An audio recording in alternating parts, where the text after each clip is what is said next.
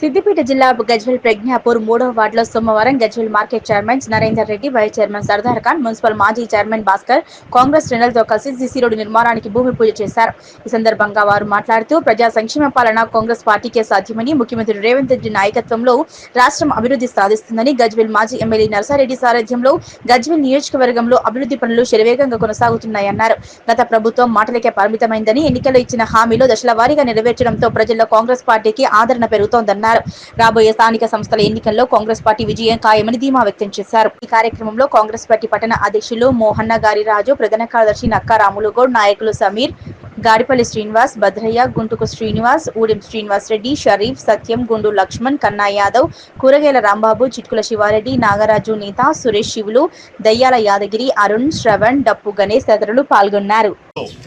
పేపర్ల మీద ఇచ్చారు వాళ్ళు, పేపర్ల మీద ఇచ్చి మేము చేసినామని మళ్ళీ దానికి చేస్తున్నారని ఆలోచన కాకుండా కలెక్టర్ గారితో మళ్ళీ రీశాంక్షన్ చేయించుకొచ్చి నర్సన్న గారు రీశాంక్షన్ చేయించుకొచ్చారు. అందులో భాగంగానే కొబ్బరికాయ కొట్టుకోవడం జరిగింది. ఇలాంటి అభివృద్ధి కార్యక్రమాలు ఇంకా ఎన్నో కాంగ్రెస్ ప్రభుత్వానికి మీరు అందరూ అండగా ఉంటే ఇంకెన్నో చేసుకుంటే అవకాశం కలుగుతుందని ఈ సందర్భంగా గుర్తు చేస్తూ మీరు రేవంత్ అన్న సర్కారును ఆశీర్వదించాలని సందర్భంగా గుర్తు చేస్తుంది.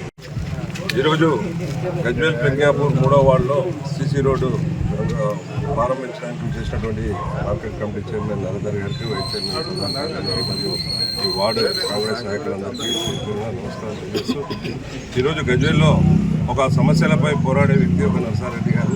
ఎందుకంటే మొన్ననే గజ్వేల్లో ఎంతో నీటి ఎదురు ఉంటే హాస్పిటల్లో రోగులకు చాలా ప్రాబ్లం ఉంటే అక్కడ ఓరేసి నీటి ఎదురుని తెచ్చిన నర్సారెడ్డి గారు. ఈరోజు మా ఎడ్యుకేషన్ హబ్లో కూడా విద్యార్థులు ఎంతో బాధపడుతుంటే అక్కడ 2 బోర్లు వేసి 4 ఇంచుల వాటర్ కూడా ఉంటాయి. ఈరోజు ప్రజా సమస్యల మీద పోరాడుతున్నది కేవలం నర్సారెడ్డి గారే. ప్రతిపక్షాలు ఖాళీ ఒక బదలాంజానికే తెలుస్తున్నాయి. ప్రజలకు అవసరాలు ఏమున్నాయో తీర్చే స్థితిలో వాళ్ళు లేరు. ముఖ్యమంత్రిగా 2 పర్యాయాల నుండి ఈసారి ఎమ్మెల్యేగా కూడా గజ్వేల్ ఉన్నటువంటి వ్యక్తి 2 సంవత్సరాలు పూర్తయినా కానీ ఒకసారి గజ్వేల్ ప్రజలకు ఏం నష్టమవుతుంది, ఏం కష్టమవుతుందని ఒకసారి కూడా చూడని వ్యక్తి. కాబట్టి గజ్వేల్ ప్రజలారా ఈసారి స్థానిక సంస్థలలో కాంగ్రెస్కు పెద్దపీట వేసి కాంగ్రెస్ జెండాను ఎగరేసినట్టయితే ఇంకా నర్సారెడ్డి గారి, రేవంత్ రెడ్డి గారిని కూడా తీసుకొని గజ్వేల్ అన్నీ కూడా ఏ విధంగా మిగిలిపోయిన పనులున్నాయో అవన్నీ కూడా నెరవేర్చే దిశగా మేము ప్రయత్నం చేస్తామని కూడా తెలియజేస్తాం.